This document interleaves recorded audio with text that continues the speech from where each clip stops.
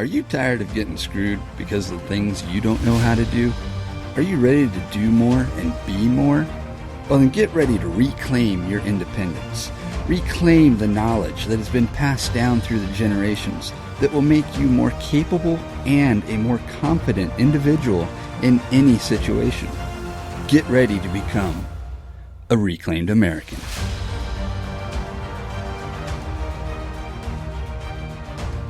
Hey everybody, welcome back to another episode of the Reclaimed American Podcast, your number one source for learning how to get shit done. So, I'm your host, Shad Turner. Welcome back for another weekly update of everything. This is episode 18, I believe.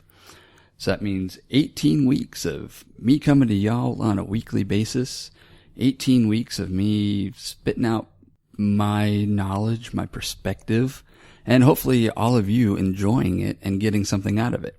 So today's episode is going to be on patience. But before we get into that, it's time for the Baby T Chronicles. So if you remember last week's episode, the Baby T Chronicles is going to be a weekly update on our baby process. Right now we're nearing the end of week 10. And this week we only went to the ER once, and that was back on Saturday. So that's a good thing. The week 9, we actually went twice. But this time around, it was a major full-blown panic attack. And fortunately for that, if you want to go that way, my wife is over at her mom's, and she started having this full-on panic attack. And she calls me, but I'm working at a customer's place out in Baytown. So I was like an hour and 10 minutes away, depending on traffic and everything. And I was literally, up in a lift, 30 something feet in the air. So I couldn't exactly rush home to her. But, fortunately one of their neighbors was home, and he was able to take her down to the hospital, that's local to my in-laws area. And they managed to get her calmed down, get everything under control. And I think she said as soon as they started injecting whatever into the IV to help calm her down, before they even pulled the needle out, she was already feeling it. And she's like, oh, that's good stuff. But anyways, so I finally show up right about the time they're ready to discharge her. And I was there all of 5 minutes, if that long. And so we hop in the car, and basically I'm like, look, I know you want to be at your mom's because you want that support network. But the problem is you're not getting the support that you think you would have, or you're not getting the support that you expected. So rather than being there, let's just go back to the house where it's a lot more calm, and we'll go from there. And so we've been here for almost a week now. And she had like little minor anxiety, but no full-blown attack that required going to the hospital. There's something to be said about being in one's home. Then this coming Monday, we go for our 11-week checkup, and hopefully we'll find out gender and all the other good stuff. And I'll let y'all know about that next week. Anyways, back into the show. So patience. Patience is defined as the capacity to accept delay, trouble, or suffering without getting upset. So the question is, do you have patience? I'm learning that I thought I was a very patient person, but my wife is definitely testing that theory. There's been those times where 1 o'clock, 2 o'clock in the morning, I will have been asleep for like an hour or so, and she starts like pushing me, nudging me, babe, go get me some cereal. Go make me this. Go make me that. And so, of course, I'm like, what? Shut up, woman. Let me go back to sleep. But, no, just kidding. I don't actually say that to her because that would probably get a backhand. But so I get up. I go make her whatever. I come back to the bedroom, hand it to her. She takes one bite out of it, and she's like, there's not enough sugar in that. Really? All right. So I go back to the kitchen, put a little more sugar in it, bring it back. Oh, my God, now there's too much sugar. Eat half of it and fill it back up. Are you freaking kidding me? All right, fine. So I eat half of it on the way back to the kitchen, fill it back up with milk, with cereal, whatever, then bring it back to her, and then, okay, yeah, that's good. So those are the initial little things going on. And it's fun, to an extent. Funny, definitely, depending on which side of the fence you're looking at it from. But we're definitely learning what patience really is. And I'm sure most of you probably heard the phrase, patience is a virtue, right? Well, part of that statement is virtue, which is behavior showing high moral standards. And by calling patience a virtue, it leads people to believe that the ability to wait without agitation is an admirable quality. One that sometimes my wife does not exhibit by any means. Like if you ever had to go and wait in line at the DMV to get your driver's license taken, or pick up the registration for your vehicle or anything. I go in there, I stand in line, I'm just like, whatever, maybe play it on my phone or whatever. Or even back in the day before cell phones, where you could play games and everything. I could just stand there and just wait, because it's what you had to do. But my wife, she would be fidgeting the whole time. She'd be looking around, staring at other people and like, oh my God, look at that person over there. Oh my God, look at them. And I'm like, babe, shh. But she lacks patience for sure. And so this will be a trying time for her, I'm sure. But yeah, so patience. So the question is, are you a patient person? Some people have it, some people don't. And the beauty behind it is you can learn to be a more patient person if you're not one already. From a website called Inc.com, they say, here are 4 ways to be the patient person you never thought you could be. Item number 1 is make yourself wait. So the best way to practice patience is to make yourself wait and just don't freak out about things. Another thing is stop doing things that are not important. Not really sure where they're going with that one. Because if you're doing things that are important, time tends to just fly by. When you're doing things that aren't important, time can sometimes drag on unless you're doing something to keep your mind distracted, but then that takes you down another rabbit hole entirely, especially if you're one of those people that get on like Facebook videos and everything, or you just go one video after another, after another, after another. Those things suck me in every single time, and it's annoying as hell. But, that's just something I've got to work on. Let's see. Be mindful of things that make you impatient. So what triggers you to not be a patient person? Try to figure those things out and work on it. And then, of course, relax and take deep breaths. So that's what they say anyhow. There's another website out there called wisebread.com, and they give a nice little 10 ways to stop being impatient and live a more satisfied life. So item number 1 is meditate daily.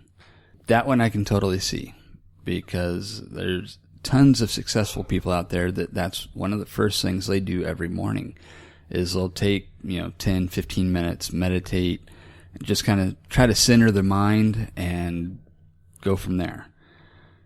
Another item is unpack huge tasks. So if there's lots of things that you've got to do, how can you break them down?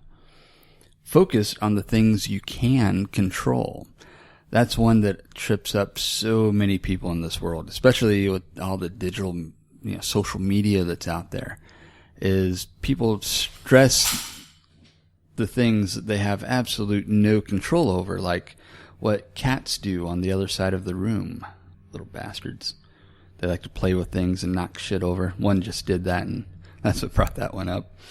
Let's see. Here you go. Don't react. Okay, I'm just going to leave that one where it was. Eat slowly. See, that's one thing that I have a hard time with. My wife, when she eats, she is probably one of the slowest people in the world, except for right now. Sometimes when she gets hangry, she will devour something. But unfortunately, then 5 minutes later, she's regretting it because when she eats fast, it screws her stomach up. But I'm one of those people. I always ate a little bit fast ever since I was a kid. But then when you go into the military, you really learn how to scarf food down quickly. Especially, going through boot camp, you have X amount of time to sit your butt down, eat your food, get up and get out. And so you learn to eat really, really fast. And I've slowed down considerably from when we first got together, but I definitely, I still need to work on that one a little bit. I still eat quite quickly. Let's see, another thing. It says sleep tight. All right, I'm going to have to actually open this article because that one I've got to see what they say about that. All right, so what they say with sleep tight is not getting enough good quality sleep keeps us on edge and makes us more susceptible to losing our cool. That is totally true, especially with kids. One thing that I've discovered from our nieces, nephews, and even some friends of ours with kids is if the child does not get enough sleep, they are cranky as hell the next day, and they have absolutely no patience for the little things. So definitely on that one. Now, another item is practice gratitude. Well, if you remember a few weeks back, I had an episode on gratitude and the gratitude challenge. So yeah, that's nice. Since gratitude can improve our health, practice thankfulness to counter negative moods and impatience. Next saying something isn't going your way, try to recall and be thankful for all the times things have gone right in the past. So there you go. Number 8 on this list is find a slow hobby. Let's see. Exercise your patience muscles with hobbies that build results over time. Knitting, painting, sculpture, and bonsai are relatively inexpensive ways to explore your creative side and build patience and mindfulness. Now, I will say that one thing as a kid that I used to do, this is probably about 3rd grade, 4th grade. No. That was later than that. Let's go 5th grade. We lived in a neighborhood, and I had friends that lived right next door and right across the street from me. And most weekends, we would spend the night at each other's homes. And periodically, one thing we would do is we'd save up, whether it was saving up lunch money, we saved our allowance, whatever. But we would go to the store and we would buy model cars. And that would be like our Friday night project. We'd sit there in, whoever's house. We'd go in our bedrooms and we'd cut out all the little, knock out and cut out all the little pieces for the cars. Use the little X-Acto knife that came with them, because back then, kids could actually handle an X-Acto knife without cutting their jugular. But we'd sit there with the little X-Acto knife and we'd trim off the extra plastic here and there. We'd glue all the pieces together. And then once everything was dried, we'd start painting. And yeah, that was just one of those things we did as a kid. I also enjoyed whittling. I believe I actually talked about that a couple weeks ago too, where, sometimes if you've got nothing better to do, but you want to be creative, just break out a knife and get a piece of wood and start carving it into something. Takes a very long time to do it right. And it's just super relaxing. Let's see. Number 9, know when to hold 'em. It's easier to live with feelings of discomfort if you can convince yourself that it's for a good cause. When you get impatient, reconnect yourself with the motives that put you in the situation. If you think those motives are worthy enough, then try embracing the discomfort as a small price to pay for a larger reward. So think about this. Every year for, what was it, Black Friday, that's right after Thanksgiving. So every year for Black Friday, think about all those people that sit out in front of Best Buy. God only knows why someone would want to sit out in front of Walmart, but, just big stores like that typically will have super awesome deals for like the first 3 people through the door or something like that, right?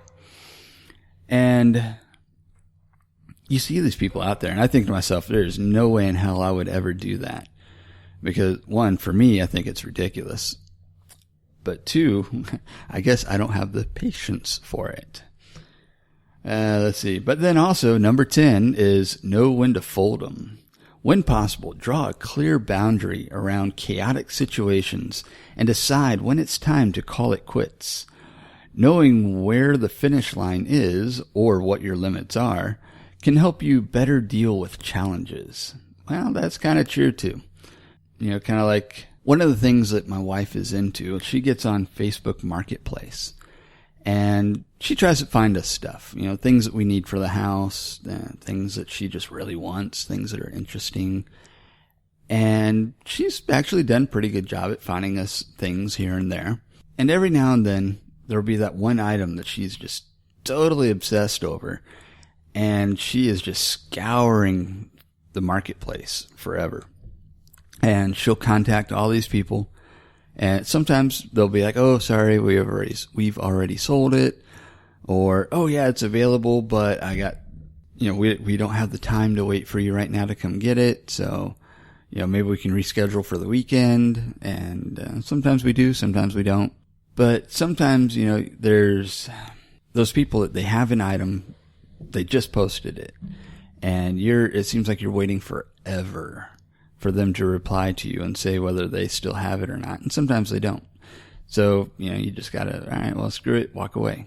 Or, oh God, there's this one time we contacted someone. I forget what it is we wanted, but we told them, all right, sure, we can meet you wherever you want and we'll pick it up. And they said, all right, sure, meet me here. So we go to that location and we wait we're a little bit early. So we waited about 10, 15, 20 minutes, something like that. And the person never showed up. So then we contact them. And actually, I think we were contacting the wife, and it was the husband that actually had whatever it was we were trying to get. And after we were waiting there for now about 30 minutes, we finally get a message back from the wife saying, oh, well, it's my husband that's got it, and he's in the area. Here's his number. Contact him. So we contact the guy. And he's like, okay, well, I'm just leaving work now. I can be there in a few minutes, but, oh, you know what? I just remembered I need to go to the pharmacy and pick up a prescription before they close or some crap like that. And we're just like, and he said it's going to be like an hour before he could get there. Could you wait? And, we're like, dude, no. 1, we drove from the other side of town to get here. 2, we've already been waiting here for half an hour. And you think we're going to wait another hour for your ass to show up so we can get whatever it was and then have to drive all the way back to our side of town? Sorry, but we had shit to do, so we had to let it go. So anyways, there's a little bit about patience. Good thing is, if you don't have it, it's an acquired skill. Some people say you can't learn it, but others say, yes, you can. It just takes a lot of time and effort. So if you're an impatient person, find the things that really drive you nuts and put yourself in those situations. When you get good at not losing your shit over it, then you've acquired a little more patience. So that's going to be it for today. I'm going to wrap it up. Thanks for listening. Don't forget to listen to our show on iTunes, Google Play, Spotify, wherever you listen to your to podcasts. Make sure you subscribe to us. Leave us a rating and review. And also, don't forget to check out our hosting. Check out our hosting company at heroesmediagroup.com.